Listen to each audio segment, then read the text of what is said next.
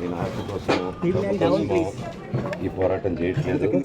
ఎందుకంటే ఈ పోరాటం కూడా కాదు, ఇది ఆత్మ గౌరవం. అన్న లోకల్ డౌన్ చేయను అన్న, పిల్లల సేఫ్టీకి సంబంధించి 99 ఇది నాతో ఒక మగాడిగా నాతో డైరెక్ట్గా వచ్చి నాతో ఏం చేసినా నా భార్య పేరు ఇంక్లూడ్ చేయడం, నన్ను దుఃఖేదానికి నా 7 నెలల పాపని ఇంక్లూడ్ చేయడం, నా బిడ్డల ఇంట్లో ఉండగానే అలా బిహేవ్ చేయడం కాదు.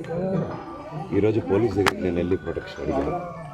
నేను మొన్న వచ్చి అడిగినప్పుడు మీకు అన్ని ఎవిడెన్స్లు ఇస్తాను.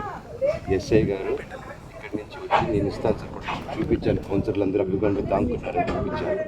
అది కూడా చూసి ఓకే సార్ మీరు ధైర్యంగా ఉండండి, మేము ఎక్కడికి వెళ్ళట్లేదని చెప్పి మాట్లాడి పారిపోయారు. ఇప్పుడు కానిస్టేబుల్స్ వచ్చి అందరూ నా మనుషులందరినీ భయపించి ఇప్పుడు వాళ్ళ పేర్లు తీసుకొని బెదరగొట్టి మా మనుషులను పంపించేసి వేరే బాడీ గార్డ్ లోపలికి పంపించున్నారు సార్. ఏం జరిగిందండి అసలు? గొడవలు ఎందుకు జరిగాయి? డిపార్ట్మెంట్ ఎందుకు వన్ సైడ్ తీసుకుంటున్నారు? కంప్లైంట్ తీసుకున్న తర్వాత వాళ్ళకి ఏ అధికారం ఉంది? నాకు ప్రొటెక్ట్ చేసే మనుషులు పంపించేదానికి అధికారం ఉంది. ప్రపంచంలో అందరినీ కలుస్తాను సార్, బయలుదేరి.